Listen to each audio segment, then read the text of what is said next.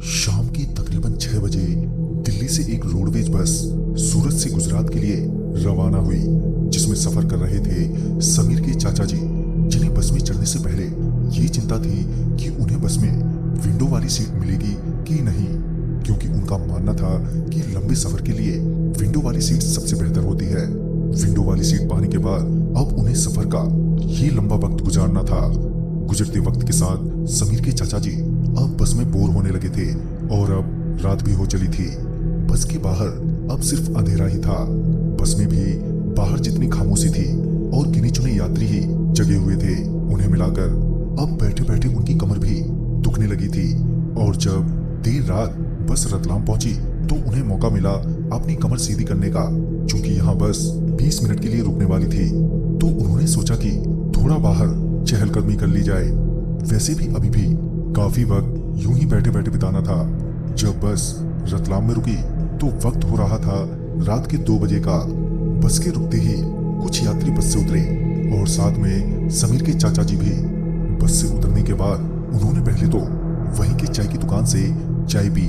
चाय पीने के बाद उन्होंने वक्त देखा तो अभी सिर्फ 5 मिनट ही गुजरे थे, यानी अभी भी उनके पास तकरीबन 10 से 15 मिनट बाकी थे वहां से निकलने में। लिहाजा समय को देखते हुए समीर के चाचा जी वहीं टहलने लगे। उन्हें यूं ही टहलते हुए काफी वक्त हो चुका था और जब उन्होंने एक बार फिर वक्त देखा तो वक्त हो चला था बस के वहां से निकलने का। वो अब बस की ओर बढ़ ही रहे थे कि तभी उनकी नजर कुछ दूरी पर मौजूद पीपल के पेड़ पर गई।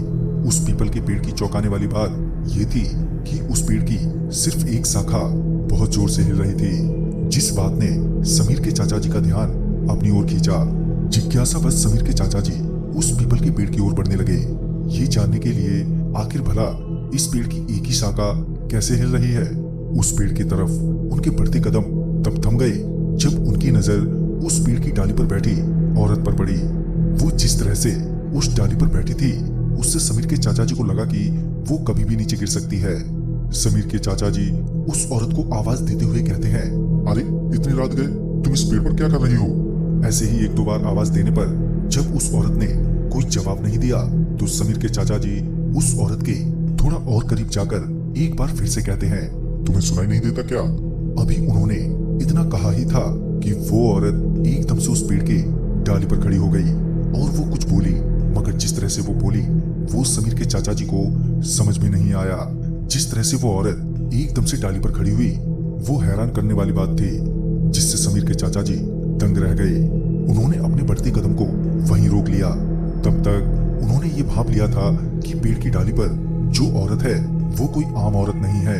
तभी समीर के चाचा जी तुरंत ही बस में आकर बैठ गए और उनके बैठते ही बस भी खुल गई। मगर समीर के चाचा जी अभी भी बेहद घबराए हुए थे। बस को रतलाम से निकले तकरीबन 15 मिनट हो चुके थे और समीर के चाचा जी अभी भी डरे सहमे अपनी सीट पर बैठे हुए थे। इसी बीच जब बस के कंडक्टर की नजर समीर के चाचा जी पर पड़ी तो उसने उनसे पूछ लिया, क्या हुआ सर, सब ठीक तो है ना? इस पर समीर के चाचा जी कंडक्टर की ओर देखते हुए जवाब देते हैं, हाँ सब ठीक है। ये सुनने के बाद बस का कंडक्टर मुस्कुराकर वापस अपनी जगह चला गया। अभी बस का कंडक्टर अपनी सीट पर बैठा ही था कि बस में अचानक ही कोई बहुत जोर से चीखा, जिस वजह से बस के सभी यात्री उस सवारी की ओर देखने लगे। जब कंडक्टर उस सवारी के पास पहुंचा तो वो समीर के चाचा जी ही थे, जो चीखते हुए बार बार ये कह रहे थे कि ये औरत कौन है? ये बस में कब चढ़ी? पहले तो थी नहीं, बस रोको। बस के कंडक्टर ने किसी तरह से समीर के चाचा जी को शांत करते हुए कहा, आप किस औरत की बात कर रहे हैं? यहाँ तो कोई औरत है ही नहीं। फिर कुछ देर बाद समीर के चाचा जी को रियलाइज हुआ कि अब सच में वहां वो औरत नहीं है। वैसे तो समीर के चाचा जी पूरे रास्ते डरे सहमे रहे, मगर उन्हें वो औरत दोबारा नहीं दिखी और वो अपने घर पहुंच गए। उसके बाद वो कुछ दिनों तक बीमार भी रहे। तो दोस्तों, इस कहानी में बस इतना ही।